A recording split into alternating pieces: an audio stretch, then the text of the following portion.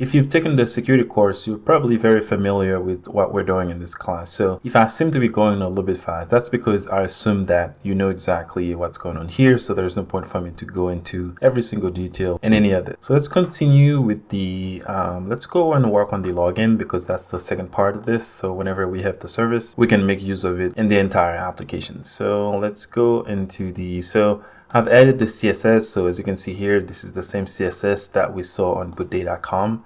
And I've also added the template. So I have to walk you through the template a little bit. So what I did for this form, as you can see here, from line 12 to line 29, I have a form, and I've declared it as an Angular form by adding this ng form here. And then I give it a name of login form. And then on the ng submit, which is going to be fired whenever they click on the submission button, then we're going to pass in the values for that form. And the value is going to be a JSON object that's going to be a key value pair. The key is going to be the name of the input, and the value is going to be the actual value on that input. And that's what we're doing here. So we're saying, hey, we have to give this a name because Angular needs to use this name as the key for that input, and then the value for that input for the value and the JSON object that's going to create. And we're just doing the same thing here, and the second input here for the password. And right below here with the ng if that you're seeing here, I'm giving a reference to this input. So if I scroll to the right, you can see I put ng model here, and then I put a reference on that specific input, which is username input. And all I'm doing here is I'm checking to make sure this input is valid and it's been touched. So it's been touched and it's invalid. Then I can show this message in this pen here. And I just do the same down below in the second input. Now for the button, as you can see here, I disable the button unless the login form is valid and we're not showing the actual loading. So the loading is going to be either to show the loading on the button as the text of the button or sign in. Okay, so if this loading is true, then it's going to show loading. Otherwise, it's going to show sign in. And the reason I also put this or here is because whenever this is loading, I don't want them to be able to, click the button again. So I just disable the button. So now we can go ahead and work on the actual login, which is going to be called here. So we can see on login here, and it's going to accept the JSON value here. So I'm just going to go ahead and just copy this, and then we're going to work on that in the TS file. So let's expand this and go into the TS file here. So the first thing I want to do is to bring in the service in the router. So I know I'm going to use the router because I need to be able to navigate the user from the login page to the home page, or to keep them on the login page if their login was unsuccessful. So let's do private, and I'm just going to call it router, and it's going to be of type router. And then I also have to bring in the service. So private, let's call it user service, and that's going to be of type user service. So now what I want to do whenever this component is initialized, which means whenever they navigate to the login page, which is a route that I'm going to set for this component, what I want to do is to check to make sure that the user is not already logged in. So I can call the user service, and then I ask if the user is logged in. So what this is going to return is true or false. So what I can do here is to check to see if this is true or false. So I'm going to do if the user is logged in, then what I want to do is to navigate them to the actual home page, because they're logged in, they don't need to be on the login page anymore. So here I will just do this and then call the router, and I can just do navigate by URL and then pass in the URL. So here I'm just gonna say take them to the home page, and that's gonna be /user/home. And this can be any path that you set for this specific component, for the home component. Otherwise, then I'm gonna do some different logic. So here I'm just gonna navigate them to the login as well. So I can do router.navigate by URL, and then they should stay on the login page. That wasn't really necessary because they're already on the login page, but just to be sure, we're just gonna do this because we don't know what they might be doing in the browser. So this logic is gonna prevent someone from staying on the home page whenever they already logged in, or if they have a token and their user is set in their local storage, so they don't have to see the login page again if they're already logged in. And then now we can scroll down a little bit, and then we're gonna create the onLogin function or method that's gonna take the user. Then we're gonna pass in the user, and it's not gonna return anything, so void. So now we can make the call to the login in the backend, and then subscribe to that call so that we can be notified whenever there is a response or an error. So here I'm just gonna do this user service that log the user in, and then here I pass in the user that I'm receiving from this function here, and then now, oops, I just have to subscribe. So inside that subscription, what's gonna happen is I'm gonna have either a successful response or an error response. So if I have a successful response, which I'm gonna call response, then what I can do is I can just go ahead and then set the user to the local storage and then save the token. So I'm gonna do this, user service. I'm gonna add the token to the cache. So remember, whenever we get this response, if I hover over this response, you can see it's of type HTTP response, and inside of that response body is the actual user. So that means that since the response type is of HTTP response, I can also access the actual headers. And that's what we set here with this observe response here. So let's go ahead and access the headers, because we need to pass in the token to this so that it can be saved to the local storage. So I'm going to do response that headers, and then you have to pass in the key that we set, and this key is JWT token. And this is the key that we set in the backend. And before I run this application, we're gonna go ahead and take a look in the backend so that you can at least have a walkthrough of what we're doing here, since we're not building the backend again. But if you've taken the security course, then this is really just a repetition for you, because you've seen it before, we've done it before in that course. And here we have to call the get on that. And then next we can also set the user. So I'm gonna do this, user service, add user to local cache. And I'm gonna access this user inside of the body of the response. And then at this point, I can go ahead and navigate the user to the homepage. So I can call the router again, and then call navigate by URL, and then I'm just gonna pass in the same string that I passed in here, because at this point they're logged in, so they don't need to stay on that page anymore. And then I'm gonna stop the spinner. So I'm gonna do show loading and set this to false. So this field is not created yet, so I'm just gonna go ahead and create it and declare property, and it's supposed to be a boolean, and this is all gonna be if the response is successful. In case we get an error, we need to do something else. So if we get an error, which is gonna be of type HTTP error response, then we're gonna process a different logic. So here I'm just gonna do alert,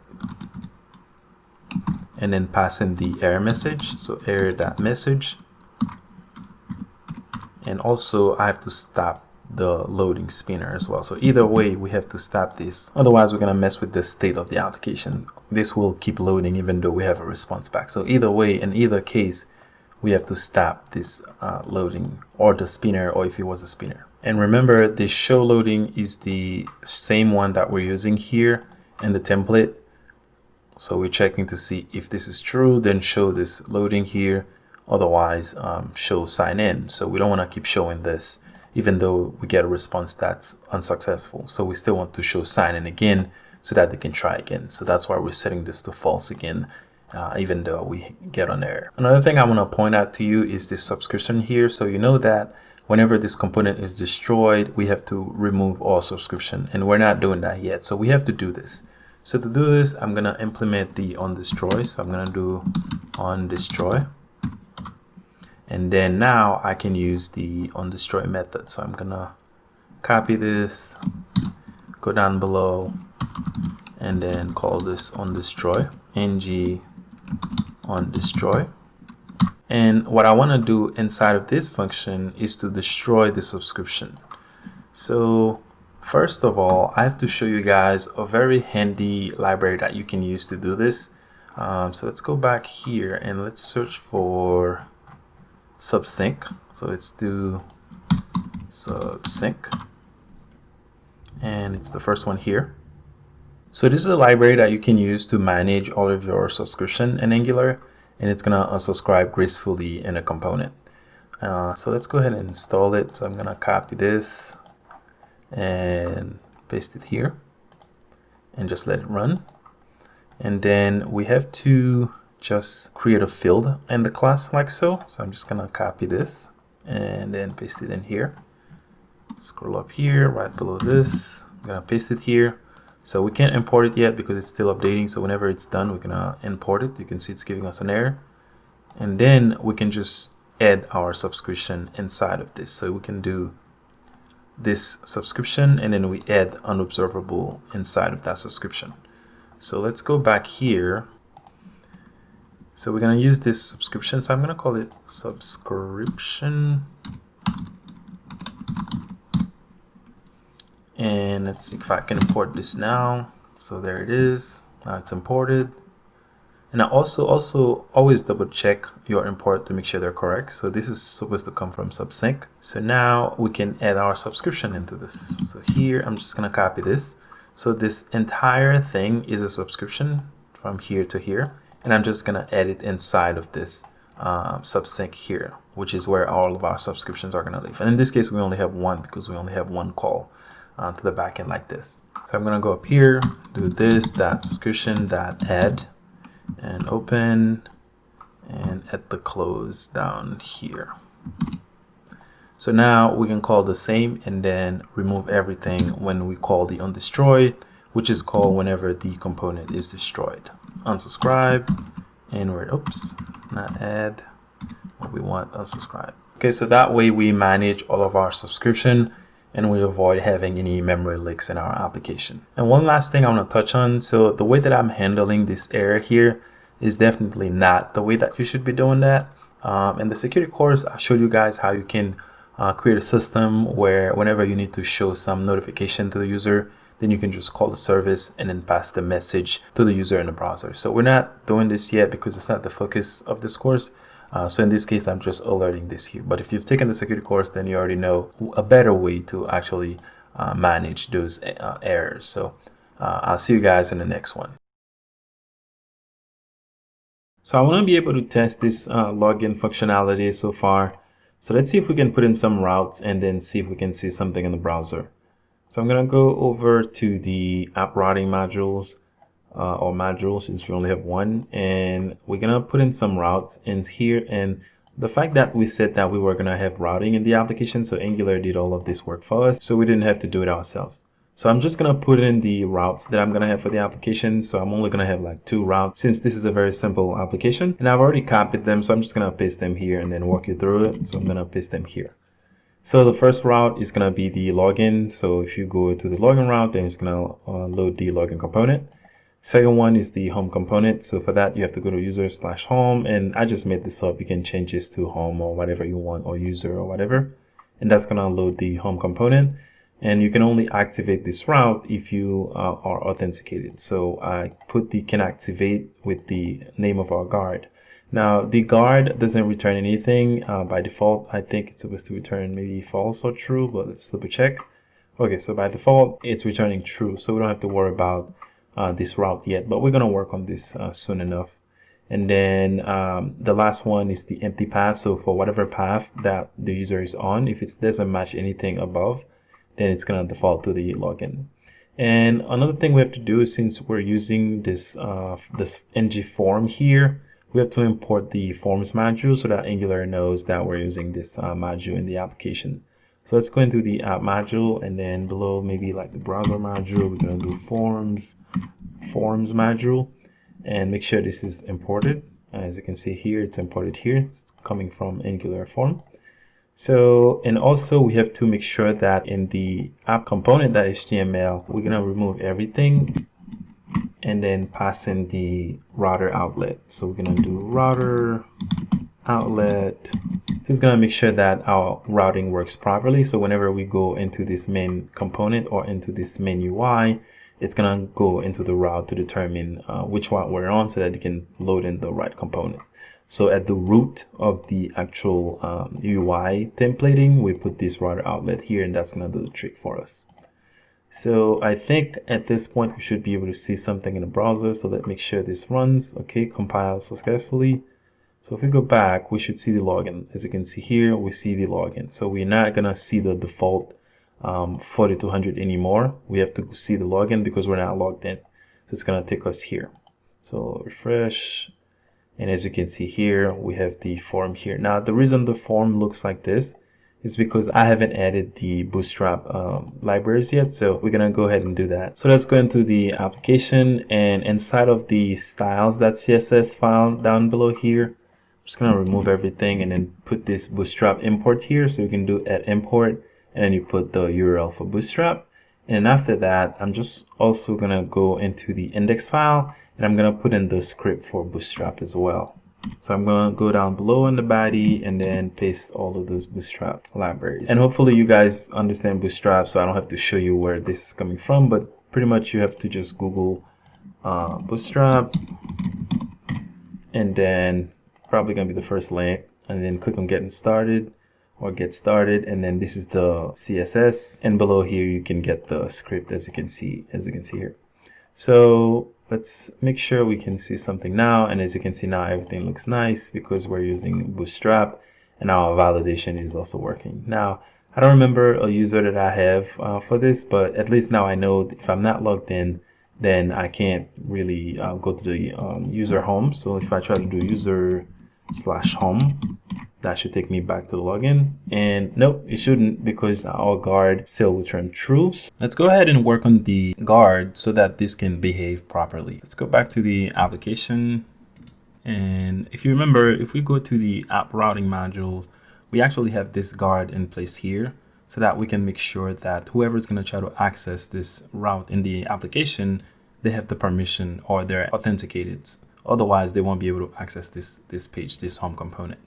So let's go into the guard, and the thing with the guard is for the can activate, you have to return a boolean. So you can either return true or false, and you can make an HTTP call for that, or you might have to make a call to a promise. As you can see here, either way, it will return a boolean. So since we will just check in the cache that we have to make sure the user is logged in, so we don't have to make an HTTP call, so it won't be unobservable. We're not making a promise HTTP call or some promise call, so it's not gonna be a promise. So we can just remove everything here and then just put boolean, and I'm just gonna format this a little bit. We already know that we have a way to check to see if the user is logged in the service, so we can just make use of that. So if we go back into the service, you see that we have this function down below, is logged in. We'll check to see if the user is logged in. So we can inject the service in the authentication guard and just use that function to either return true or false. So what we're gonna do is just gonna go ahead and inject it. So I'm gonna go into the home component and just copy the constructor. And then in the guard, I'm just gonna go ahead and paste that. So now we have the service injected in this guard. Make sure you import that properly. Now I can just check to see if the user is logged in. So here I can just do if this user service is logged in. If that's the case, then I can just go ahead and return true. Otherwise, I can go ahead and navigate the user to the login page. So I can do navigate, and then here I pass in the login route.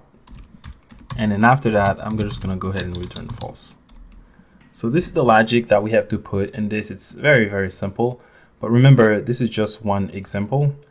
This can get really complex. Like you might have to check to see what the user is. So like if they're an admin, you might also have to check the route. So the route snapshot that you're gonna have, the route that they're gonna try to activate, you're gonna be able to get it from here and way more other information. So you can use that information to determine, hey, what route are they trying to activate? What is their role? So you might have another service that can give you the actual user, and then you might try to see if the user has permission. So there's a lot of logic that can go into this, but in our case, we're only checking to make sure that the user is logged in. And as long as they are logged in, then they can activate this route. So we just call our service and then check to see if they're logged in. And if that's the case, then we're just gonna return true for this route. And that would mean that they can actually activate the route, which means they can go to that route. If that's not the case, then the function will go into this line 15 and it's going to navigate the user to the login page and also return false. So that means they won't be able to activate it. And make sure you import everything here. And that's all we'll have to do for the guard. So I'll see you guys in the next one. What I want to work on next is the interceptor. Now, the reason we need the interceptor is because we need to attach the token to the request that the user is going to do from the front end to the back end. And I'm going to go over this when I'm testing this so I can debug it and show you exactly the request and show the token and the route or where the code is going whenever the user in the front end is doing something or sending a request to the backend.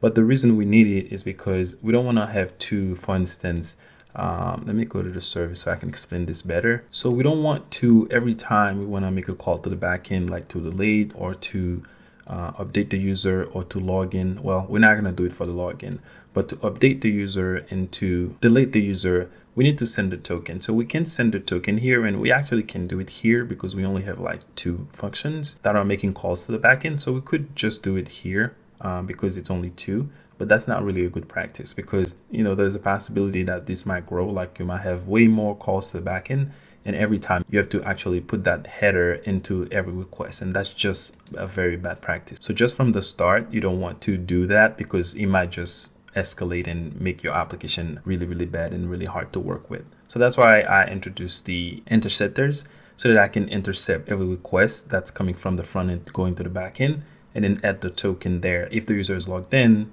and then put the token in the request header and then send it to the backend. So let's go into the interceptor. So this interceptor, again, it can also be very complex, but our application is so small, so I'm gonna keep it very simple and it's gonna make sense to you. So a couple of things that I'm gonna change. Instead of unknown, I'm gonna pass any here and also pass any here. So we're trying to intercept any request. Whatever the request is, we're gonna try to intercept it. So what this handle is doing that we're receiving from the function here is how we pass the request over so that it can continue its course, which means that everything in between here, so before the return, we can manipulate the request, and then before we actually send the request over so that the request can continue its course, it will probably go through some other filters or handlers. As you can see here, this is pretty much the same logic that you have with Java filters, or in Spring.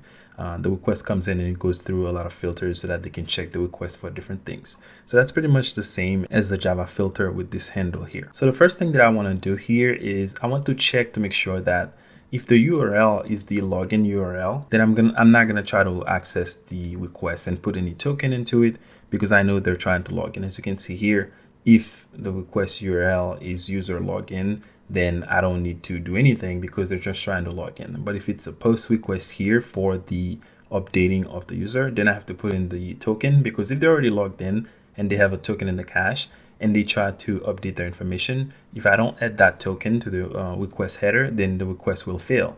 And that wouldn't make sense, or that would be a horrible user experience because they've already logged in and they have a valid token. So we have to make sure that we avoid this call or this route, we skip it. And for any other route, then we're gonna make sure that we actually put the authorization token so that the request doesn't fail. So let's go here, and I'm just gonna go ahead and inject the service again. I'm gonna copy this again and go back into the interceptor.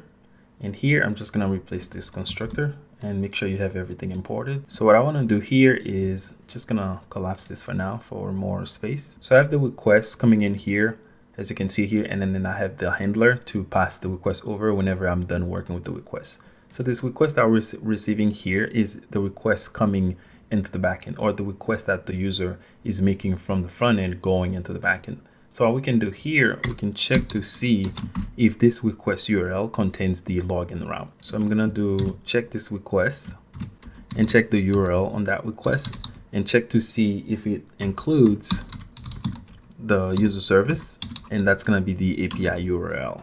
Now this is giving me an error because the API URL is private. So let's go into the user service and make this public and close that out, collapse. So we didn't really have to do this way. I could just put in a string here. So I could just say, hey, check to see if this has user/login, or I could just say, just check for login. I could just say that would still work, because as long as there's login in the URL of that request, then we don't want to do anything. We just want to let this request go through. But that way, fine, since this is the way that I coded it before. So if this is the case, which means if this is the case of the login, then we don't want to do anything. So we can just call this down here. and let the request go through. And since this has a return in it, so everything after this line will not execute. Okay, so this is going to be a different logic that we're going to add in a minute. But just so you understand, once we return here, then this is done executing whatever it was executing. But in case that's not the case, so in case the URL doesn't contain the user login, then we want to be able to access this request and then put in the authorization header. And in that header, we're going to put in the token so that when the request gets to the backend, it doesn't fail like I explained earlier. And another thing we have to understand with this request is that this request is immutable. So we can't really make any changes to the request directly. We have to make a clone of that request. So what we can do here, we can create a new variable. So I'm going to call it request clone. And that's going to equal the actual request that we're getting. So the actual request coming in from the user. And then we're going to clone this request. So once we call this clone function, we're actually making a copy or an exact copy of the request coming in, and we're saving it into this clone right here. Now, there's also a very handy way to set the headers in the clone. You can just easily do it in the actual constructor for the clone itself or for whatever the clone takes. So what we can do here, we can pass in an object in that clone, and we can call set headers, and then passing an object for the header that we want to set here. And the object is going to take a key and a value. So the name of the actual header and the value for the header. So in our case, we want the authorization header.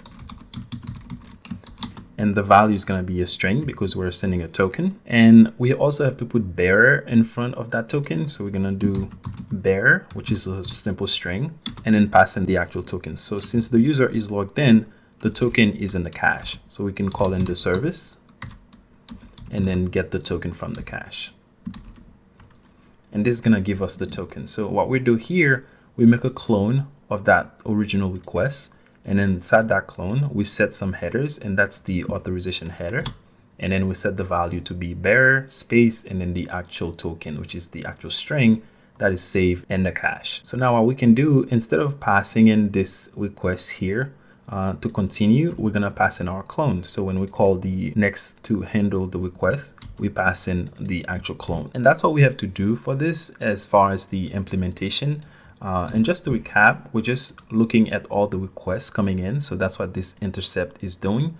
And then for every request, we check to see if the URL include the login. Actually, we have to fix this now. I just realized that. So I'm going to put the rest of this. So this is just the base URL. So we also have to check to see if it's user login. So here I'm going to pass user/login. And I have to finish this.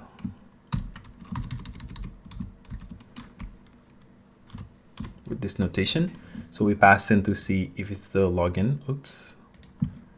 Login. Okay, so make sure you have this correct.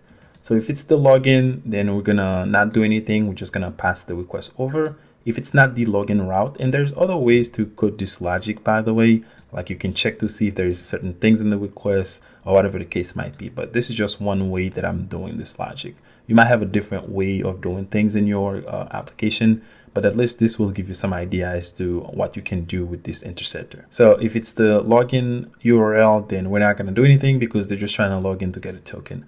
But if it's not the case, then we're going to make a copy of whatever request they're sending because the request is immutable, meaning we can change the request in itself, but we can actually make a copy of it, which is a clone, which is what we're doing here. So we get the request, we make a clone of it, and then at the same time, we also set some headers. So we call set headers. And then we say, hey, this header that we're trying to set is the authorization header, and the value is going to be the token. So now we have our clone. We'll just pass in the clone instead. And that's just the logic we have to do here. And we're not using this router here, so I'm just going to go ahead and remove it. So now we have to inject this service into the app module. So if you go into the guard, you can see that we have this provided in root.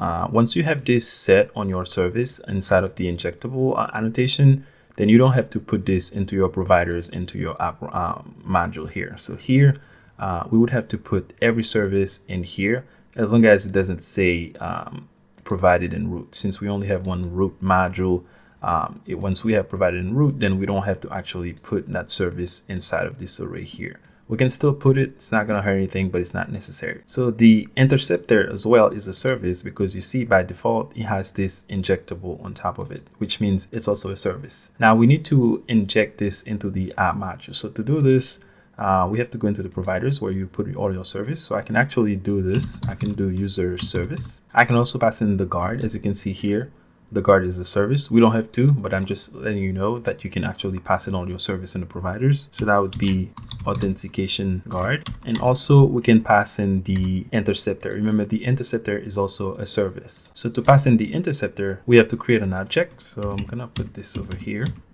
So I'm gonna create an object, and then I'm gonna say provide, and here I'm gonna do HTTP interceptors, and then I'm gonna do use class. So now I have to pass the class of the interceptor. So that's going to be auth interceptor. And then I have to tell it if this is going to be the only interceptor that I'm going to be using. And this property for this is multi. And then you can set this to true or false. So in our case, we only have one. So you would set this to false. But just in case your app grows in the future, I'm just going to set this to true. What this is for is it the only one that we're gonna have? Is it the only interceptor that we're gonna have? So for instance, if we were gonna have another interceptor like this, then there's no way this would be false. That wouldn't make sense because we have two of them. So if we set this to false, then we get an error. So we have to set this to true because we have more than one interceptor. So in our case, we only have one. So I'm gonna remove this, and then we could set this to false because it's only one class, but I'm just gonna leave it to true. So now all of our services are injected in the app module, and that means that the entire Angular application is aware of those services. And again, if you have other questions or you're building different applications, you wanna see different ways that the interceptor is used or the guard is used, or the different functions that you have in the guard, you can just go ahead and send me a question, and I'll be glad to talk to you about your application. So I'll see you guys in the next one.